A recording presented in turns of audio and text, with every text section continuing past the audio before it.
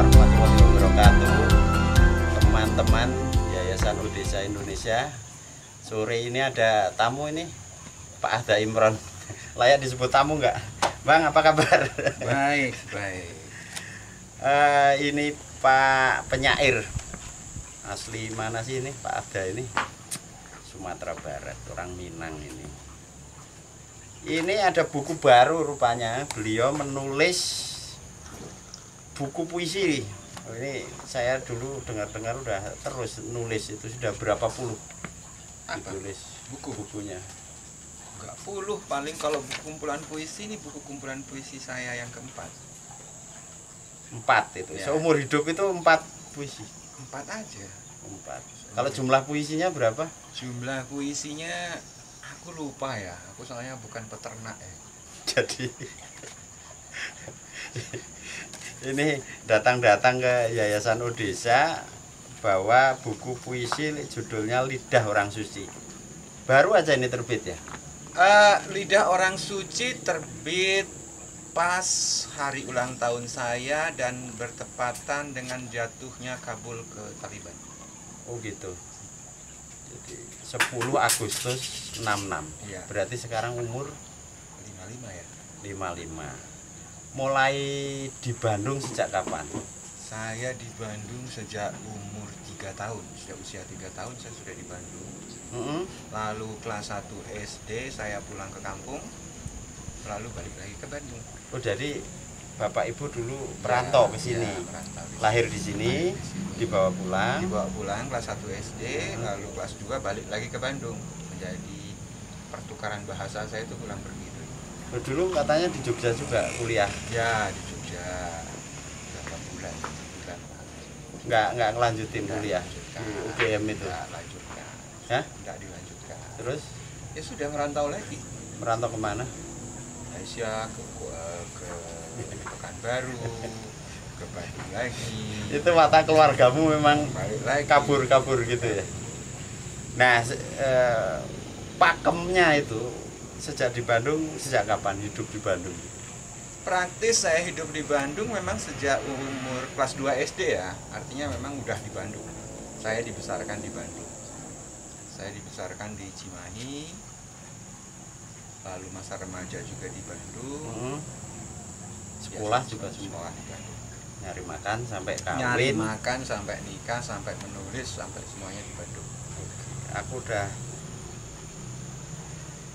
ini beberapa bukumu sudah di aku dan aku baca. Ini nulis-nulis biografi juga sekarang. Iya, ya biografi. Boleh ceritakan ini isinya? Ya, maksudnya apa nerbitin buku-buku kayak buku gini? kumpulan puisi ini lebih kepada tema isu ya, isu-isu tentang praktik-praktik keagamaan yang akhir-akhir ini atau sejak 2 dekade ini cukup menjadi persoalan sosial kita ya. Ketika persoalan-persoalan praktik-praktik keagamaan berbaur dengan politik identitas, di mana agama tiba-tiba jadi kerumunan, menjadi massal gitu. Itu yang saya sorot di sini. Ya. Tadi saya sempat membaca, memang nuansanya tidak ke masalah isu-isu akar rumput, tapi masalah spiritual dan politik. Ini dominasinya ke sini. Ini penyair itu sebenarnya punya tugas untuk merespon masalah-masalah sosial. Tapi ini sebenarnya kok banyak puisi-puisi kegetiran masalah religius ini, Bang. Ini memang menurut Pak Ahda masalah politik itu cukup mengganggu selama ini. Ya saya kira bukan cukup mengganggu saya ya, cukup mengganggu umat manusia di seluruh alam semesta ini ya. Akhir-akhir ini itu kan isu global yang terjadi di mana-mana. Enggak, kalau khusus politik nasional sendiri. Iya, apalagi politik nasional sendiri. Kita lihat akhir-akhir ini kan, ketika politik mengambil isu-isu sektarian, isu-isu politik identitas, begitu juga persoalan-persoalan praktik-praktik keagamaan kita yang akhir-akhir ini malah menjadi sesuatu yang saya kira cukup penting ya. Ketika perbedaan menjadi kebencian, dan ketika kebencian tiba-tiba menjadi suci, agama tiba-tiba mendadak lebih menjadi sebagai kerumunan ketimbang pertemuan iman kita dengan yang transenden. Itu yang terjadi sih Mas Faiz. Ini kreativitas yang baik menurut saya. Tapi kalau boleh tahu kayak gini ini laku jual nggak sih Pak? Laku jual itu kan sejak awal memang kodrat puisi itu memang jelek di pasar ya. Kodrat pembaca puisi itu memang hanya orang-orang tertentu. Iya. Ya, tapi orang-orang tertentu yang apa yang membuatmu mewajibkan menulis puisi dan menerbitkan itu?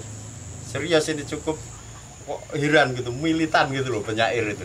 Walaupun tahu tidak laku, tapi terus berproduksi gitu. Itu kan pertanyaannya juga bisa ke penerbit ya. Apa yang mewajibkan atau apa sih yang membuat para penerbit atau juga redaktur pemilik koran gitu merasa harus menerbitkan puisi atau menerbitkan kumpulan puisi, padahal secara hitung-hitungan komersial itu tidak, penjualannya sangat buruk gitu. Apa yang membuat misalnya dulu koran-koran konvensional punya rubrik-rubrik budaya, padahal rubrik itu budaya itu sangat sedikit membacanya, tapi mungkin yang sedikit inilah yang sangat berpengaruh. Iya.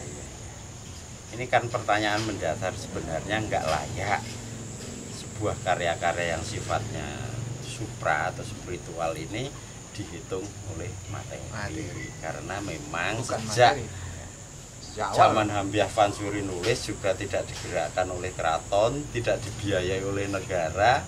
Terus kesusastraan itu tumbuh berkembang juga dari rahim sipil, masyarakat sipil yang memiliki kepekaan untuk berkarya.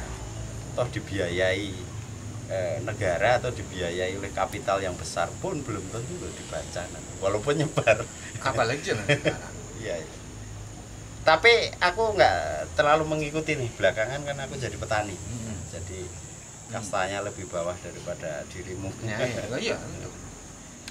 Itu bagaimana perkembangan teman-teman yang sastra di Bandung ini? 10 tahun loh aku nggak mengikuti sastra di Bandung sekarang itu sudah sangat berbeda ya. Kalau mengambil perbandingan tarik ke belakang sekitar tahun 70-an, 80-an, atau 90-an,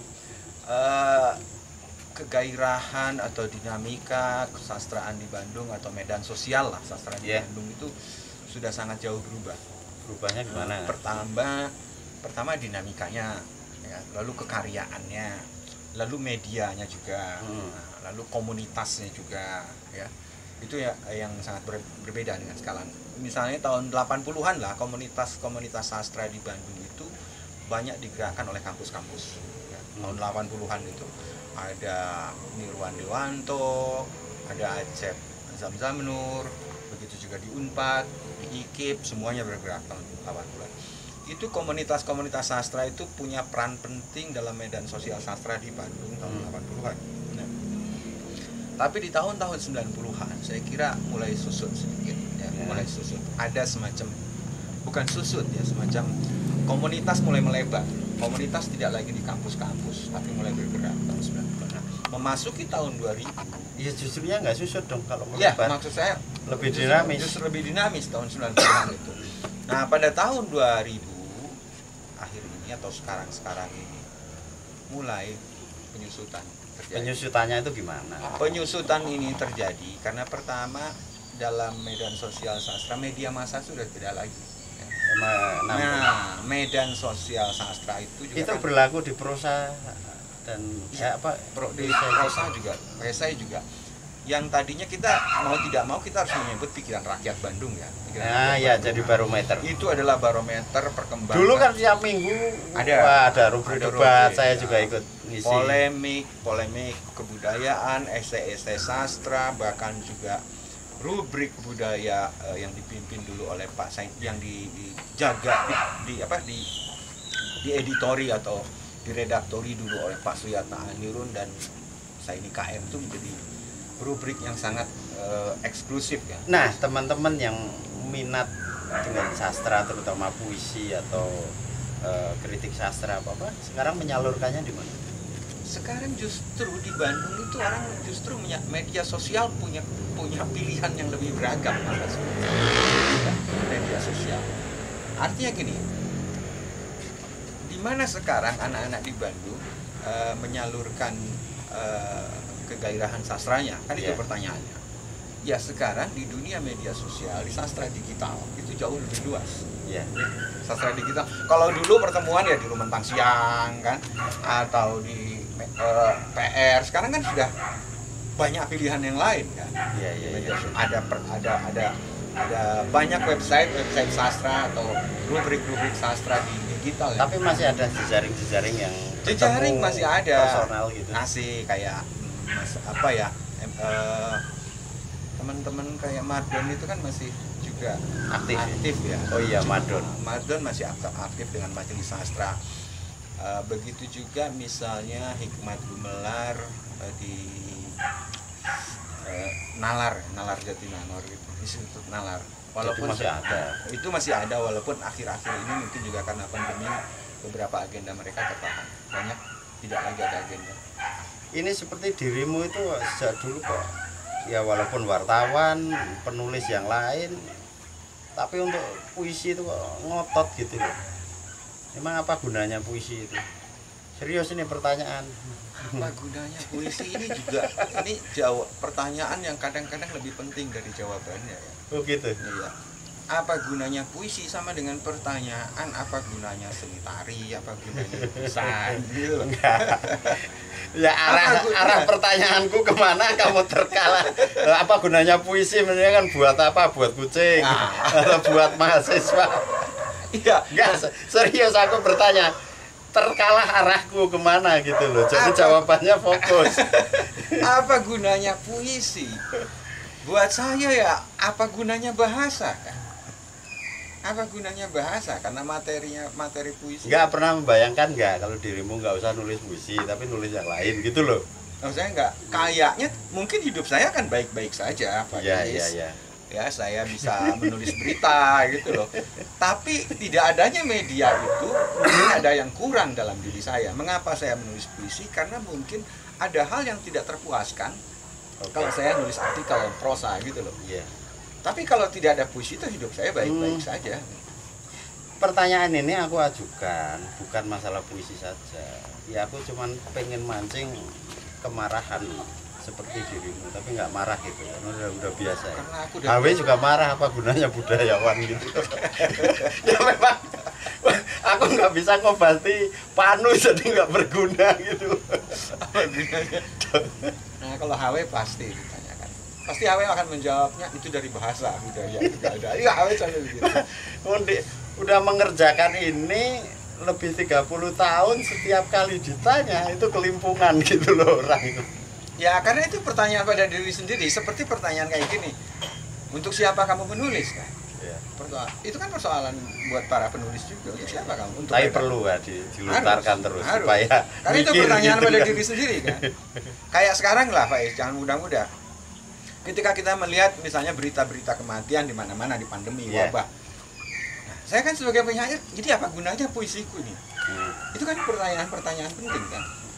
Jadi apa gunanya puisiku di tengah kondisi kayak begini kayak gitu. Kayak gitu sih. Jawabannya terserah yang mau menggunakan. Terserah yang mau menggunakan.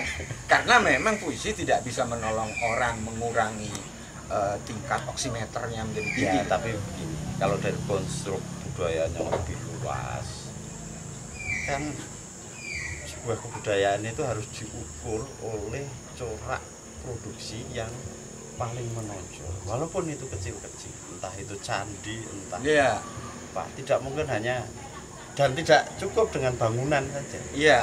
Mesti ada teks, entah yang berserakan itu. Jadi kalaupun tidak menonjol, minimal memberi warna, kontribusi gitu kan. Nanti kalau Bang Ada sudah maut meninggalkan jejak gitu kan. Jadi supaya berbeda dengan yang lain juga. Itu jawabannya.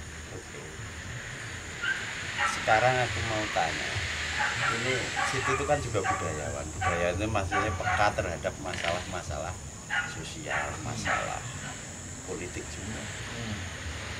Apa yang membuat dirimu resah atau gelisah terhadap politik di Bandung? Di Bandung? Yang tidak puas. Bandung, jangan Indonesia. Yang tidak puas di Bandung, ini spesifik banget ya. Bandung itu satu politik yang penuh solek. Pesolek. Politik yang penuh solek. Satu, yang kedua politik mental kaum bangsawan. Bahkan di mana-mana juga. Maksudku Jadi politisi spesifik. juga untuk jadi bangsawan memang. Spesifiknya gini, itu mental kaum menang. Kelihatan Terus apa sekali. salahnya mental? Pertama, persoalannya bukan salah atau tidaknya. Persoalan bahwa politik itu sangat elitis, nah, Ya, karena sangat elitis politik. Ya. Tapi di Bandung, ciri khasnya adalah elitisnya itu sangat ketara. misal Lingkaran-lingkaran politik, aku nggak nyebut Bandung atau Jawa Barat ya. ya, Persoalannya mungkin Bandung atau Jawa Barat juga gitu. ya. Pertama, kalau kita lihat misalnya Jawa Barat, politik Jawa Barat itu sangat Bandung sentris, Gitu. ya, sangat Bandung sentris dan sangat menak sentris. Menak sentris di sini bukanlah kepada kebijakan pembangunan, Ya, bukan pada kebijakan pembangunan, meskipun terlihat juga pada kebijakan pembangunan, tapi terutama juga adalah pada gaya kepemimpinannya, pada mental gaya kepemimpinannya. Tubuh mereka itu sangat tubuh eksklusif. kalau aku tambahin, menak kan juga bisa progresif. Seharusnya ya. Lah yang nyatanya, nyatanya sangat elitis dan eksklusif. Tubuh mereka bukanlah Anda bisa lihatlah para pembesar di Jawa Barat ya. Dari tubuhnya sendiri terlihat ya. Bukan tubuh yang sangat situ kok malah semiotik sih, Mbok, ya pakai data pembangunannya yang mundur, tidak maju atau apa gitu. ya, Kira-kira fakta jelas kan, situ kan wartawan juga, jadi tahu masalah. ya itu kan data-data seperti itu juga bisa kita tunjukkan, Iya. bisa kita tahu ya. Melihat. Misal satu, kebijakan-kebijakan yang kadang-kadang kalau populis kerakyatan itu bagus. Nah ini Kan populis untuk apa ya, yang pencitraan kayak gitu loh ya, Oh, populis gitu. pencitraan misalnya dulu kan di mana-mana juga pencitraan. Ya. Di Jawa Timur ada pencitraan, Jawa Tengah ada, di Semua Minang juga ada. Mas, yang dipersoalkan oleh dirimu, misalnya di Bandung ini saya akan fokus kepada persoalan kebudayaan Ya. pembangunan bidang kebudayaan. Bagaimana membangun, ini memang penyakit laten di Indonesia, Pais. Kita lihat bagaimana pembangunan infrastruktur kebudayaan itu selalu cenderung fisik. Saya bisa bicara misalnya teman-teman di berbagai tempat di Indonesia, khususnya Bandung, itu selalu mengeluhkan tidak adanya gedung kesenian. terus Di Bandung itu inflasi gedung kesenian. kan banyak banget gitu loh. Iya, karena banyak banget. Tapi Anda Oh, lihat, ada ruang kosong buat Iya. kesenian juga Iya. bisa kok. Ngapain Di Ba- harus dimerek? nah, di Bandung itu ruang-ruang kesenian itu sangat banyak, Dan tapi tidak produktif. Nggak produktif. Nah, persoalannya kan manajemen pengelolaan.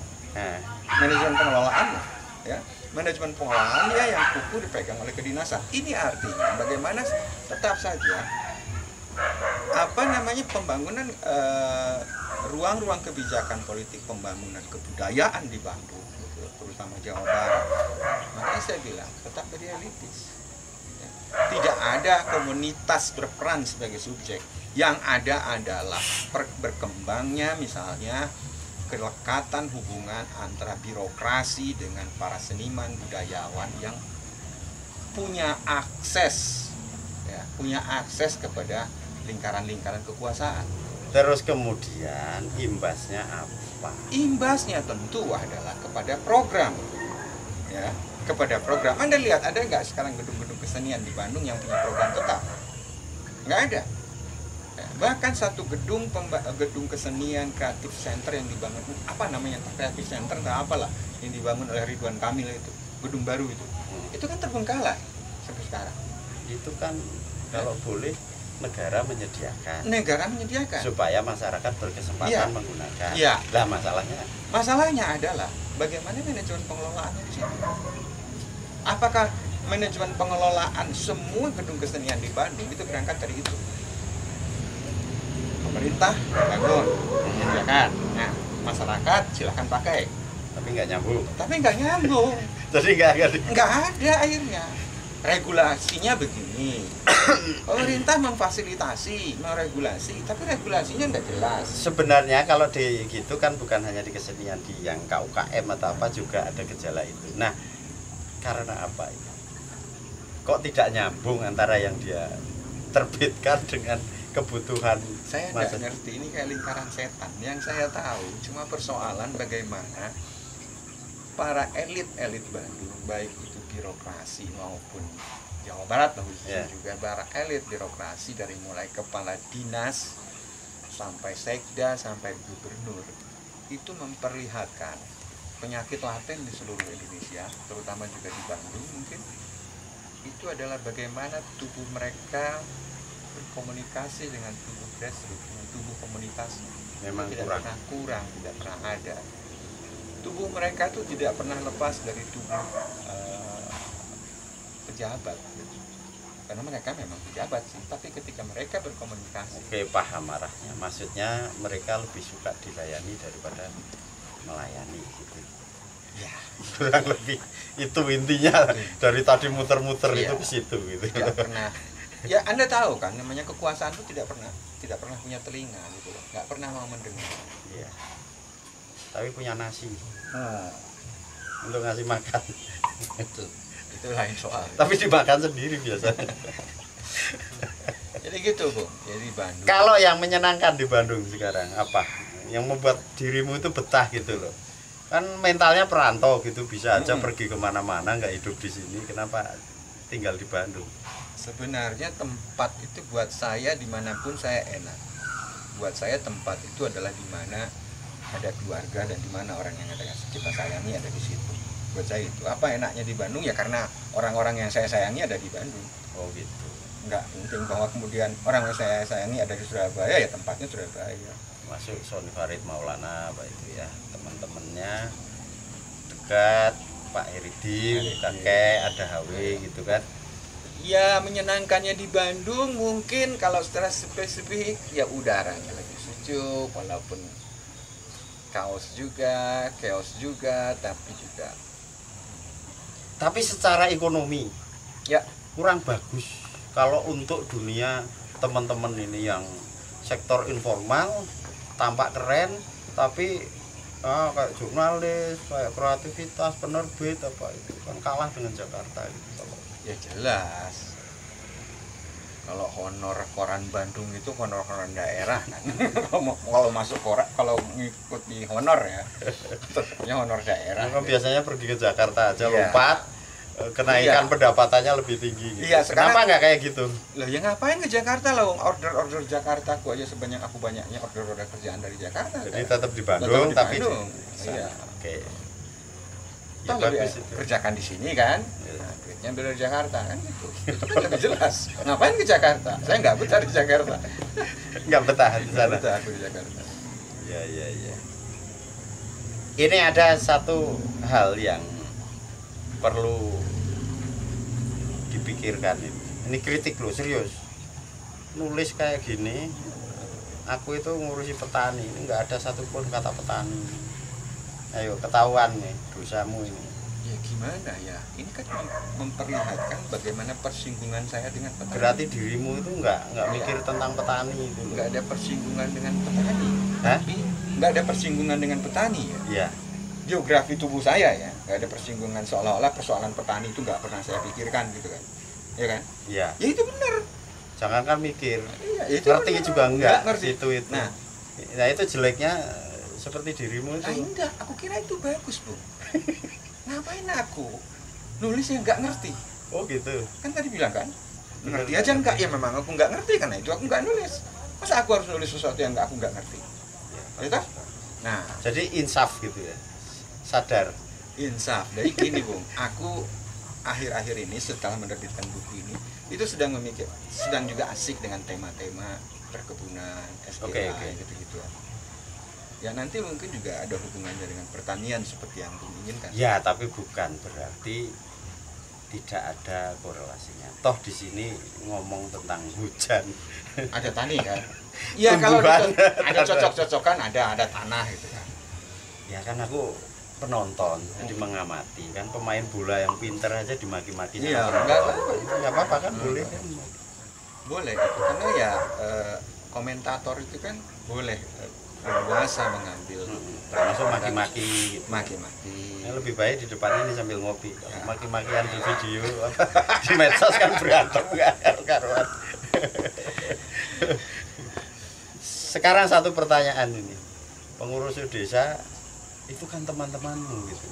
Aku pikir nggak ada yang nggak kenal dari Odesa ini dengan dirimu gitu. Oh iya. Kok dirimu nggak pernah kesini gitu loh? Sejak aku kesini bawa orang Jerman. Telat. Itu sudah 2 tahun. Menurut ukuran kita berkawan sejak 2000. Lah kamu situ udah ngasih kabar bahwa kamu bikin Odesa itu baru-baru. Ya kakek ada. Iya. Masa aku bikin surat pemberitahuan kan nggak lucu gitu loh. Kabar-kabar tuh waktu ada kamu bikin acara tahun baru ya. Hujan-hujan aku kesini sampai. Nah kan aku ngabari. Iya, aku nyasar. Nggak jadi datang. Kok jadi datang, aku nyasar-nyasar kesini. Oh, situ itu berarti watak dan tabiatnya seperti Pimret PR itu yang dulu siapa, Nufirman. Masuk ke sini gara-gara kebanjiran dia kabur, nggak tahan derita. Jadi iya, dia intinya kurang kuat iman gitu. Dia pakai mobil, pakai motor? Pakai mobil. Situ kehujanan ya? Oh, ingat. Sorry. Aku menggugat. Dirimu sudah, aku setahun di sini, dirimu sudah datang ya? Aku sudah datang kehujanan. Dan asik kan penderitaan itu kan? Banjir ke sana ke bawah kan? Aku bersyukur itu kalau ada penyair menderita seperti itu. Dan sekarang dirimu sudah tahu kan kami melakukan apa di situ. Nah, aku kan selalu mengikuti kan desa. Itu gini. Yayasan Odesa sekarang udah masuk 5 tahun. Kenapa aku seneng Bang Ada datang ke sini? Kita harus menyusun tambahan-tambahan kegiatan. Dan setelah 5 tahun kami ke bawah ini, termasuk Mang Hawi kemarin merancang sebuah penelitian yang itu nanti untuk produk literasi ini, bikin tulisan yang ilmiah gitu, cerita dia. Nah, aku mau membuat semacam kegiatan yang sifatnya menyebar ke yang lain, dan aku harap Bang Ada yang ikut mengawal. Ya, dengan senang hati aku. Biar tambah kerjaan. Ini kan usia sudah. Iya, kendala saya itu walaupun itu bukan kendala besar ya sebenarnya. Yeah. Apalagi zaman sekarang dibanding teman-teman Odesamu itu. Iya. Ya teman-teman Odesa kita yang lain, Kang Budiana dan lain-lain. Mungkin jarak saya itu yang paling jauh. Jarak di mana? Oh, lokasi. Bandung Barat itu aku loh. Ya, akan dimaklumi. Oke. Berangkat sana makan tuh kesini tuh udah lapar lagi karena jauhnya. Bolehlah berapologi kalau begitu memang. Termasuk kakek Heridim yang paling jauh. Heridim tuh aku 2 kali lagi Heridim itu Oh Cibolerang. begitu. Cibolerang kan. Kasihan. Aku kan Cimareme batu jajar sana. Bensinnya ada enggak? Aku batu jajar sana. sorry. Aku pikir Cimahi yang deket sini. Pasteur gitu kan, tambah ke situ itu kan sudah Cimahi soalnya. Aku pada larang. Ya oke, aku maklumin lah kalau begitu. Enggak, sekarang aku tuh nggak pernah ngajak teman-teman ngumpul bareng. Aku kan nggak kuasa mengajak, yang paling junior juga di antara. Tapi kita berkumpul ini yang jadi Odesa. Apa yang engkau pahami tentang Odesa dan ini harus bagaimana selanjutnya, termasuk dengan kepentingan. Aku menaruh perhatian ini loh. Kira gerakan Odesa ini, Bang, aku berharap ini bukan hanya satu gerakan Odesa ini, gerakan sosial macam gini, pertanian. Aku nggak menyebutnya advokasi ya, seolah-olah kita membuat advokasi bahwa orang-orang desa itu harus diajari oleh kita ya. Tidak, mungkin semacam pendampingan ya, semacam pendampingan dengan mereka kelompok-kelompok, gerakan-gerakan yayasan semacam ini sebenarnya diam-diam sudah sangat saya inginkan dari dulu. Serius ini, dari dulu orang-orang desa kayak gini, kelompok-kelompok yang mencoba memberikan alternatif lain dari memandang desa, gitu, memaknai lain dari desa selama ini. Terus terang aja aku lewat Odesa baca-baca tulisanmu, baca-baca tulisan Kang Heridim dan segala macam. Aku mulai melihat ada apa ya? Seluruh pikiran-pikiran teman-teman dari Odesa itu menyorongkan makna lain dari desa. Apa itu desa? Gitu selama ini. Saya sendiri sebagai orang desa gitu ya. Sebagai orang yang dari desa menurut saya. Tampangnya juga kok Deso kan? Deso. Sebagai orang desa. Itu kan ada persoalan gitu, ada persoalan penting dari desa. Kalau dulu desa itu adalah geografi dan psikologis, ya, sosiologis. Sekarang kan desa itu kebanyakan hanya geografis, ya, geografis. Sementara mental mereka sudah mental ngotak banget, gitu, ya. Ngotak banget, gitu. Mental mereka ya, selera mereka itu sudah ngotak banget. Gitu. Ada bagian-bagian primordial yang pelan-pelan sudah hilang. Nah, itu jelek gitu. Maksudnya bisa dijelek gitu kalau kita kehilangan akar. Kalau bagian primordialnya yang bagus hilang ya tentu saja jelek. Gitu ya. Bagian-bagian primordial mereka yang misalnya yang bagus itu apa? Cara mereka melihat tanah misalnya. Ya. Misal dirimu waktu di Minang sana. Ya, kalau di sana di Minang beda dong. Kalau tanah itu tanah pusaka. Ya, tanah pusaka kaum, tanah kaum. Ya, tidak boleh. Maksudnya nggak boleh dijual? Ya, tidak bukan komoditi. Gitu ya. Karena kalau di sini kan jual beli tanah. Nah, gampang banget. Kalau di sana ini beli tanah gampang banget. Nah, padahal aku kira bukan hanya di Minang ya, di bagian-bagian masyarakat primordial gitu, kita juga tanah itu punya makna, punya nilai yang lebih dari sekadar uang kan dalam masyarakat kita. Munculnya modernitas lah yang membuat tanah tiba-tiba menjadi komoditi. Nah ini yang kan yang mulai hilang. Ya ini mendasar banget, ini bukan hal yang aneh kan. Ini mendasar banget. Aku itu punya program, ini yang sangat serius, kecil, sederhana. Aku udah nyiapin tanah untuk para pengurus Odesa. Wah. Tanah kuburan maksudnya, kalau mati kuburan. Dirimu aku kasih jatah. Nggak serius yang lain. Itu bagian kebudayaan loh, kematian itu. Oh, iya, jangan kita mikirin hidup tapi nggak pernah berpikir tentang mati gitu. Mati itu kan peristiwa kebudayaan. Aku nggak mau mati dikubur di tengah kota Bandung itu kebanjiran. Tidak terhormat. Itu kasihan kuburan di kota itu. Aku tuh kalau kena lumpur, kena kotoran. Kalau di agama kita boleh, aku tuh pengen diprabukan, gitu. Supaya nggak jadi masalah kan. Atau masih hidup aku bakar aja gimana? Nggak boleh kan sama agama tuh.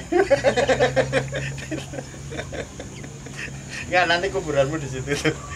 Sama Hawi, sama kakek. Wah jangan. Jangan. Enggak, aku kasih wifi itu. Dari kuburan tetap terkonek kita. Seniman itu, budayawan itu dalam hidupnya aja sudah terasing dalam masyarakat, lalu matinya. Gini loh, kalau kuburannya di sini itu aku sambungin wifi ke sini, jadi masih bisa nulis puisi. WA. Selfie lu. Enggak, jangan mati dulu. Aku belum punya waktu untuk nulis biografi, autobiografi. Tapi begini Bang, momen-momen kematian itu kan sering terjadi. Zaman dulu represi 97-98. Nah, ini direpresi lagi corona gitu. Jadi bersyukurlah kita nggak bisa lepas ini. Kalau bisa sih, ini kan masih mengancam juga gitu. Dan mau nggak mau, entah karena COVID atau tidak, terbukti tingkat kematian kan tinggi sekali. Di sini biasanya 3 bulan sekali, maka tiba-tiba kemarin 8 orang dalam 1 bulan. Ya walaupun tidak semua bulan begitu sih, tapi kerasa ya Cimahi juga banyak. Juga tempat saya juga. Indikatornya di Facebook juga banyak banget. Dan toa masjid. Itu. Nah, kita bersyukurlah masih hidup. Maksudnya disyukuri untuk berkarya, dan ini salah satunya. Aku berharap yang tidak bisa di Odesa rutin mengorganisir petani atau pendampingan ini literasi mengisi dengan cara masing-masing. Ini yang sedang aku susun. Misal seperti kalau Pak Heridim itu masih bisa 2 atau 3 bulan sekali ke sini. Nah, dirimu ini kan nggak jelas. Kalau seandainya setengah tahun ke sini karena jauh dimaklumi, kira-kira apa yang harus dikontribusikan supaya dirimu itu nggak terpisah dengan teman-teman? Aku kira secara spesifik aku lebih kepada persoalan-persoalan literasi ya. Masa ngajar anak-anak kan susah, teknis itu pagi. Produksi tulisan. Oh, produksi tulisan. Aku sih mengikuti Kang Jun Faiz Mansur saja. Kayak aku sendiri kan masih buta dalam program-program Odesa kan. Jadi menunggu ajakan programnya bagaimana, konsepnya apa, itu saja. Tapi yang jelas dengan senang hati aku akan membantu terlibat di sini, itu aja buatku. Ini perkara pinggir kota saja meluas sampai 3 kecamatan, penduduknya, tingkat kemiskinannya, terus oke lah kalau angka kemiskinan di rasional matematika itu bisa dibandingkan dengan daerah lain sepertinya serupa-serupa, tapi ingat yang namanya tekanan, kesenjangan itu tajam sekali, terus dampaknya adalah ketidakberdayaan. Nah, masa problemnya kayak 40 tahun yang lalu. Iya. Ini murid ini kemarin muridnya Adit itu yang nikah lulus SMP nunggu setahun nikah, Mas. Jebol kelas 2 SMP menikah. Ini satu hal. Menikah kalau ditopang keluarga yang cukup jalan. Nikah, hamil, punya anak, cerai. Ya. Terus ini balik ke orang tuanya lagi membawa beban. Iya, dan tebal angka kemiskinan. Dan ini masih berlaku. Nah, kita punya tanggung jawab itu, Bang, sebagai penyair. Kamu sebagai pesastra tentu saja tidak harus nulis saja, tapi pewartaan itu penting. Aku kemarin bicara sama temen itu, siapa, Linda Kristanti. Aku mau bikin penelitian, terus aku mau minta bantuan dia. Kenapa aku? Begini, ini kerja etnografi. Kerja etnografi itu sumber potensi yang paling mungkin untuk melakukan itu bukan di para peneliti atau penulis kolom, ya, tapi yang terbiasa berusukan, terbiasa ke akar rumput, wartawan. Nah, buatku wartawan ini terutama yang sudah senior yang nggak perlu disetel kursus jurnalistik lagi, ini kan tinggal di mainkan untuk akrobat dengan penelitian. Dan kita bangga punya Pak Hawi Setiawan, punya Pak Budiana, ada Mas Basuki dan lain-lain. Mereka semua etnografer. Kesadarannya Pak Anton bagus. Ini menurutku harus cepat-cepat dikelola. Ini sumber energi yang sudah menggumpal, dan kekuatan kita itu hanya 2 untuk menjawab masalah budaya: energi dan informasi. Energi, informasi. Makanya aku bikin sekolah energi sosial. Kenapa? Karena kalau tidak punya hasrat yang kuat, ya termasuk ini kan hasrat ini. Hasrat ekonomi tidak, nggak mungkin. Tapi kenapa harus ngotot? Kalau kita nggak punya hasrat, apalagi dihasratkan ekonomi, nggak masuk akal. Mending jualan bakso kan? Iya. Kalau hasrat ekonomi. Cuman kita harus gumpalkan ini energi. Kakek juga masih hebat, Pak Heridim itu. Nah, aku kepengen ini satu tulisan dalam bentuk buku tebal, katakanlah harus diurus, target paling lambat 2 tahun. Terus Pak Hawi Setiawan juga punya terjemahan itu yang sejarah Sunda, puisi Sunda kemarin sudah terbit, yang satunya lagi dilanjutkan lebih tebal lagi. Nah, aku pikir begini, Bang, ada agak penting kita membuat produk yang hasil kajian gerakan lokal gitu. Ya kita pikir sendiri, kita nyari masalah sendiri, masalah nggak usah dicari, ada kan, ya, kita temukan, kita tarik, kita reproduksi. Nah, kita gulirkan ini sebagai wacana pemikiran supaya dinamis gitu. Outputnya apa? Outputnya ya monumen tuh, satu monumen. Tapi sebelum kalau monumen itu kan kalau kita bicara panjang gitu. Untuk sekarang ya tentu saja. Nah, ini H.W. Setiawan aku nyambungi kemarin, aku tanya mau apa, nyuruh-nyuruh harus begini harus begini. Sebagai model praksis menggerakkan kelompok-kelompok lain untuk terpacu. Misal ini kan mengurusi desa. Ketika kota itu kan sekarang runtuh kan, ekonomi runtuh Ya. apa-apa balik ke kampung kan. Di kampung mau apa butuh panduan. Kurang lebih seperti itu. Atau aku tunggu masukan. Pokoknya intinya kita ngelola SDM saja, memproduksi gagasan dari desa. Terus silahkan apa yang Aku akan masih kamu kasih masukan. enggak, aku belum punya masukan karena aku harus pelajari dulu. Aku harus pelajari dulu semua hal. Terus terang saja aku masih blank. Oke. Masukan apa yang bisa aku kasih kalau aku belum tahu? Nah, produksi sastra desa. Dia punya murid banyak itu. Bisa. Misal dipandu gitu, nulis puisi, nulis mana. Jangan dulu nulis puisi, menulis saja. Menulis apapun. saja. Tapi sudah kalau menulis. Ya, tinggal itu dilanjutkan.